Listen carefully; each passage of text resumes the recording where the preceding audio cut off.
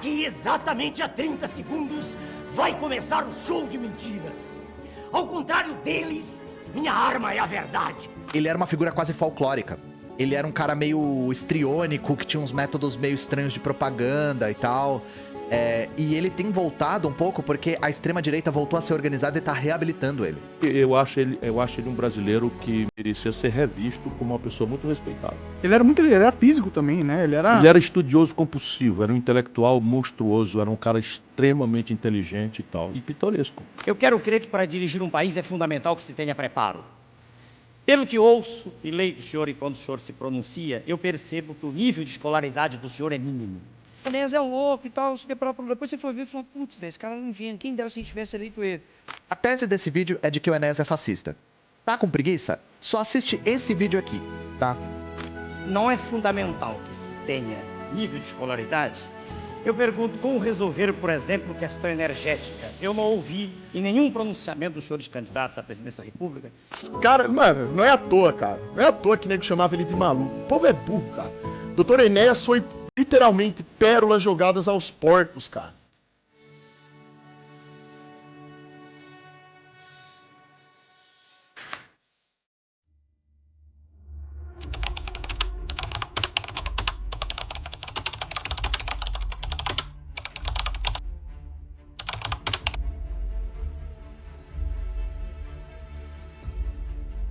Sabe quando você fica encarando um ponto fixo perdido nos seus devaneios? Tive um momento desses essa semana no trabalho, mas fui tomado por uma forte emoção. Meus olhos encheram de lágrimas, com visões inacreditáveis da nossa realidade humana. Durante a epifania, me vi uma sociedade que retornava à barbárie. Políticos com imenso descaso com o dinheiro público. Mídias e páginas lucrando em cima de fake news que causaram a morte de uma mulher. Além da cidadã que levou seu parente falecido a um banco e solicitou um empréstimo em nome dele. Foi aí que percebi que não era uma epifania, mas que eu já vivia isso. Uma sociedade em ruínas, uma sociedade sem pensamento crítico, uma sociedade facilmente manipulável. Mas como um país tão rico em reservas naturais, com uma gigantesca extensão de território, com diversas fontes de energia renovável, sendo um dos maiores exportadores de café, cana-de-açúcar, frutas e carne, continua em meio a tanta desordem? E como esse gigante país ainda não se tornou uma potência mundial? A frase do Dr. Enéas em seu livro, Um Grande Projeto Nacional, nunca fez tanto sentido no mundo atual. E por meio de memórias distorcidas, você pode estar se perguntando, mas esse cara não era maluco? Bom, eu acho que não. Diferente de todos os concorrentes à presidência, Dr. Enéas era um personagem que falava de maneira forte, sem papas na língua e com um bordão chamativo. E como resultado disso, as pessoas ouviam de maneira cômica, uma vez que não possuíam e ainda não possuem o discernimento e pensamento crítico para entender o que ele realmente queria informar. Além disso, o fato do assassinato de reputação praticado através do ad hominem e as poucas oportunidades de tempo de tela fizeram com que a imagem dele fosse manchada, neutralizando sua mensagem. Dr. Enéas pregou e lutou bravamente por um ponto muito importante nas suas candidaturas. Ponto esse que elevaria o país a outro nível, deixando de ser o escárnio que é hoje. Dessa forma, como exercício de humildade, te convido a abaixar sua guarda e assistir a história completa do homem que poderia ter salvado o Brasil.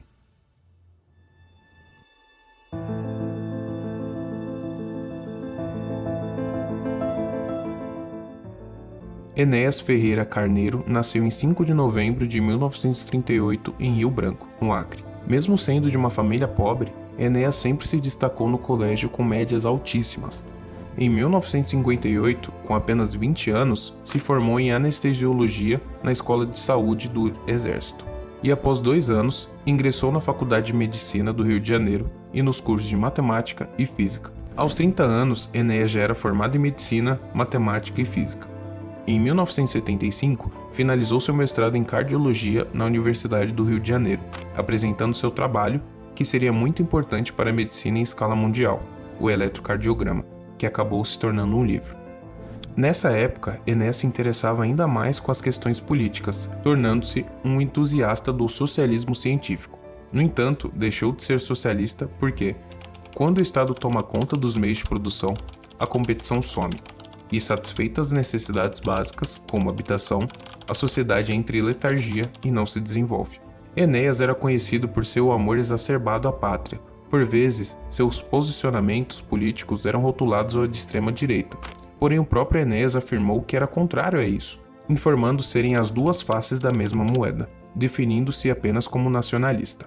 Após se candidatar 3 vezes à presidência da República e 1 vez à prefeitura de São Paulo, em 2002 foi eleito deputado federal pelo estado de São Paulo, recebendo votação recorde, com mais de 1,57 milhões de votos. Suas características marcantes, alinhado ao pouco tempo de tela, fizeram com que muitas pessoas o caracterizassem como louco ou maluco, ignorando suas ideias e pensamentos. Levando isso em consideração, vou te mostrar um exemplo puro de ad hominem feito contra Dr. Enéas.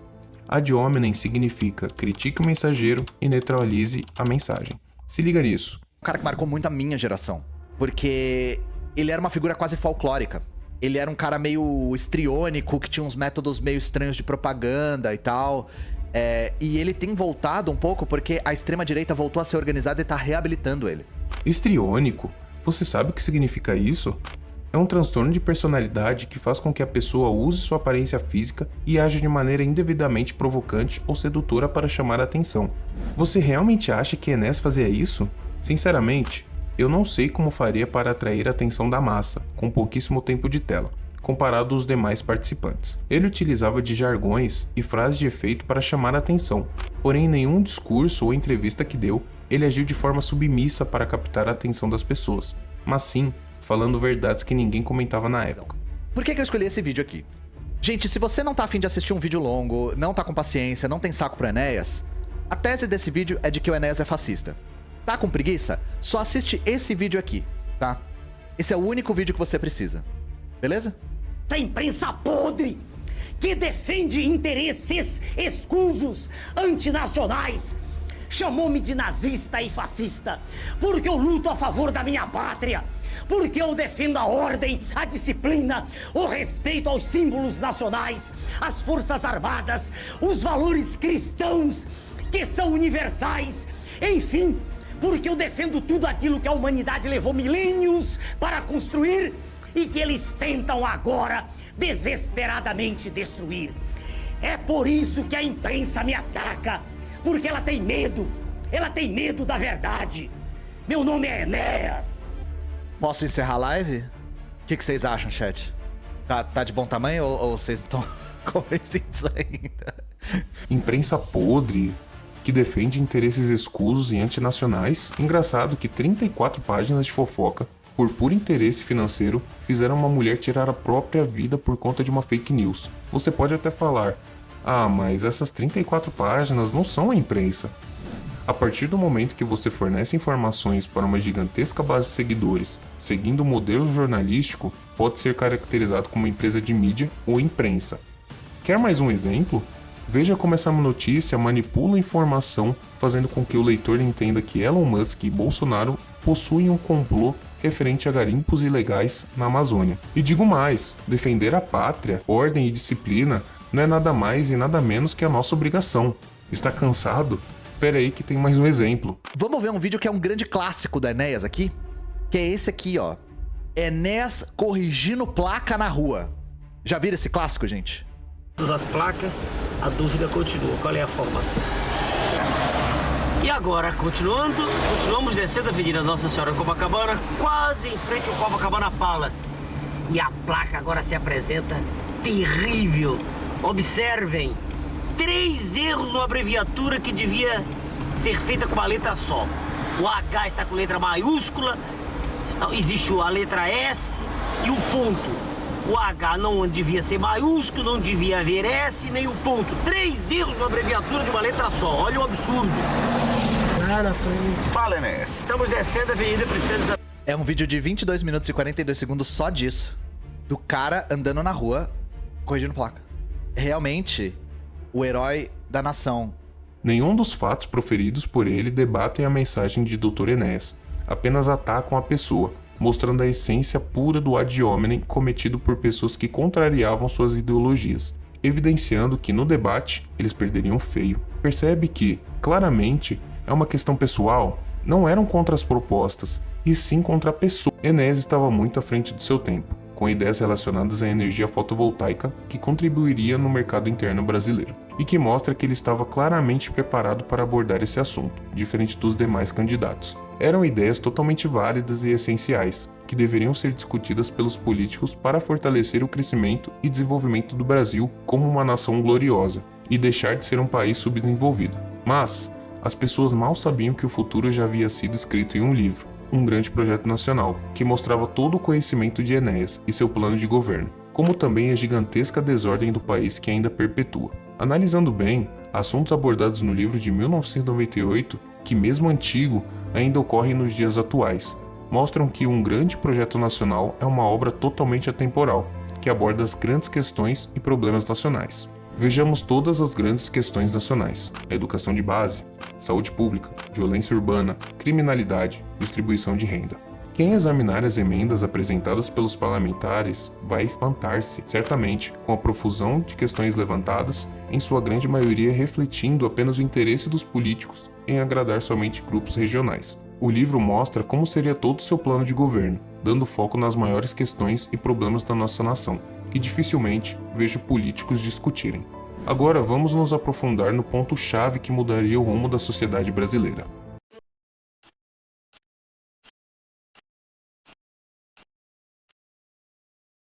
A educação é a base e a sustentação de qualquer país. Sem ela não haveria desenvolvimento e progresso em diversas áreas como economia, ciência, tecnologia, cultura e sociedade. Podemos ver a diferença da educação nos países desenvolvidos como Estados Unidos, França, Canadá e Japão. Vou usar como exemplo o Japão, que mesmo após a Segunda Guerra Mundial e o ataque a Hiroshima e Nagasaki, se tornaram uma das maiores potências mundiais. A educação é tão efetiva e responsável que, desde pequenas, as crianças aprendem a cuidar do ambiente de estudos, limpar as salas de aula, ir para casa sozinhos, em segurança, entre outras pequenas atividades que contribuem com a formação social e civil desde cedo. Além disso, os estudantes japoneses possuem uma carga horária escolar mais extensa, com dias letivos mais longos, além do sistema educacional japonês enfatizar fortemente a disciplina e a responsabilidade dos alunos em relação aos estudos. E não é à toa que muitos brasileiros emigram para esse país, uma vez que existe tanta mão de obra especializada, fazendo com que eles precisem contratar estrangeiros para fazer os serviços que os japoneses não querem fazer, os serviços básicos. Veja bem, um país necessita de mão de obra barata, pois possui muita mão de obra especializada. O outro carece de mão de obra especializada, gerando altas taxas de desemprego. Algo não está certo com o Brasil. Mas isso não é o pior. A educação brasileira está tão pífia que em um experimento social, onde um entrevistador perguntava em que planeta ficava a Coreia do Norte, as pessoas não sabiam o que responder. Pensa bem, qual incentivo o Estado tem para fornecer educação de qualidade que questione a verdade? Que tipo de população é mais fácil de manipular, enganar, roubar e controlar? Aquela composta por indivíduos com pensamento crítico, ou talvez aquela formada por imbecis, incapazes de saber em que planeta vivem? Planeta que a gente vive, planeta, qual planeta a gente vive? Moço, não sei não, viu? A Terra. Não? Me fala agora em que planeta que fica localizado a Coreia do Norte. Do planeta? Coreia do Norte? Isso. Não a do Sul, em que planeta que fica localizado a Coreia do Norte? Do Norte. Tem uma dica? Uma dica? Tem. Em que planeta que a gente vive? Da Terra. Essa é a dica. Cara, eu sou péssimo nisso. A educação interfere nas demais questões nacionais, como na segurança dos cidadãos, entendimento dos deveres e direitos, respeito, desenvolvimento e empatia. Citei poucos exemplos, mas eu poderia passar horas e horas elogiando a educação japonesa. Agora que entendeu o grande problema da educação precária e todas as questões nacionais do Brasil, para solucionar todos esses problemas, Enéas listou tudo o que poderia fazer desde a educação básica até a superior, como o objetivo será informar e formar a criança de modo prático, formando um cidadão dentro da realidade nacional. O atual curso de primeiro grau será dividido em 2 etapas. Curso primário. As crianças se encontram em uma fase de formação de personalidade, estão enriquecendo o seu mundo com as informações que recebem oriundas de tudo que as cerca. Cumpre nelas escrever, com tinta indelével, não só os princípios de civismo, que irão nortear toda a sua ação futura. A escola funcionará em tempo integral, e nela será restaurada a educação tradicional. Para alcançar esse objetivo, o PRONA irá adotar todas as escolas públicas do segundo grau em todo o território nacional. de condições básicas de funcionamento, com programas variáveis adaptados à necessidade e à realidade das comunidades de diferentes regiões da nação. A escola de segundo grau, que terá duração de 3 anos, será formado de 3 cursos diferentes em termos de finalidade e conteúdo. Primeiro, curso científico. Este visará o preparo do educando para ingresso às universidades. 2. Curso técnico. Visa preparar o educando para exercício eficaz de uma profissão de caráter mais imediato. 3.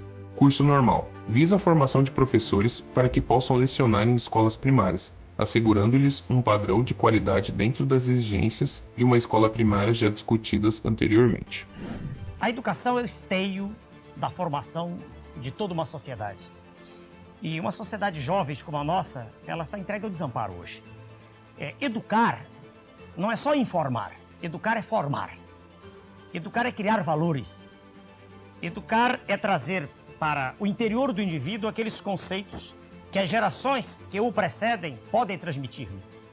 A educação pressupõe mais do que a casa de concreto armado, né, como a que se dá tanta importância hoje, mais do que a estrutura externa, a educação pressupõe uma formação do educador. E essa formação tem que ser, eu repito, no sentido moral, no sentido cívico e no sentido profissional. No sentido moral é preciso que sejam transmitidas aquelas noções que estão se perdendo. É preciso que se transmita à criança que ela vive dentro de um contexto social ao qual ela tem que se adaptar. Ela tem que aprender normas de respeito. Ela tem que aprender, por exemplo, que desde cedo, que quando ela tiver contato com a droga, aquilo é um veneno do espírito. Essas foram algumas informações relacionadas à educação no livro Um Grande Projeto Nacional. Embora falei somente sobre esse assunto, Enéas aborda todas as grandes questões mostrando sua genialidade. Já reparou na grade curricular das escolas dos Estados Unidos? No ensino médio, os alunos precisam escolher algumas atividades extracurriculares para terem aulas, como culinária, marcenaria, robótica, fotografia, mídia, diversos esportes e por aí vai. Sabe o que eu queria ter aprendido no ensino médio? Primeiros socorros, educação financeira, declarar imposto de renda, leis de trânsito, como montar meu primeiro currículo, como definir a profissão que eu gostaria de seguir na minha vida, aulas de defesa pessoal, como me comportar em uma entrevista de trabalho e até como trocar um chuveiro. São atividades que agregam conhecimentos que podem ser aproveitados durante a vida. Você não acha isso genial? Conhecimentos que não serão em vão. Imagine implementar esse tipo de grade curricular nas escolas de ensino médio do Brasil. Como se toda a formação no ensino médio fosse técnica. Teríamos adolescentes e jovens adultos capacitados o suficiente para sair da escola e conseguir um primeiro emprego com mais facilidade. Maior conhecimento em determinadas áreas e ocupando a cabeça com informações úteis para a vida. Agora me diz, de tudo que você aprendeu no ensino médio, o quanto dessas informações você usa no dia a dia?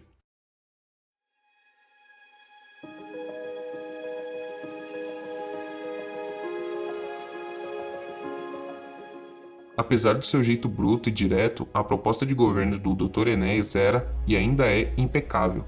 Tenho certeza que, se ele tivesse ganhado a eleição, nosso país teria crescido e melhorado há muito tempo. E mesmo que não conseguisse colocar em vigor todas as suas ideias, as poucas que fossem aceitas e vigoradas teriam um grande efeito. De qualquer forma, seria criticado por muitos, porque nosso papel enquanto eleitores é cobrar o que foi prometido. Infelizmente, na época, eu ainda não tinha idade para votar.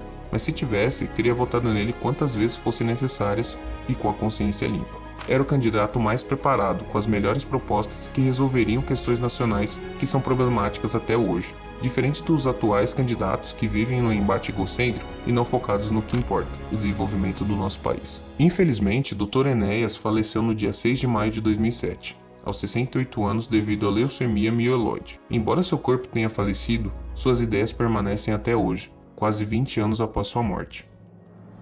Por isso, peço um favor para você, que ainda acredita no Brasil e tem esperança que um dia nosso país melhore. Compartilhe esse vídeo para mostrar que Enéas possuía ótimas ideias e que, no futuro, possamos conscientizar mais pessoas com a sua mensagem, para nunca mais perdermos a oportunidade de ter um futuro Enéas na presidência.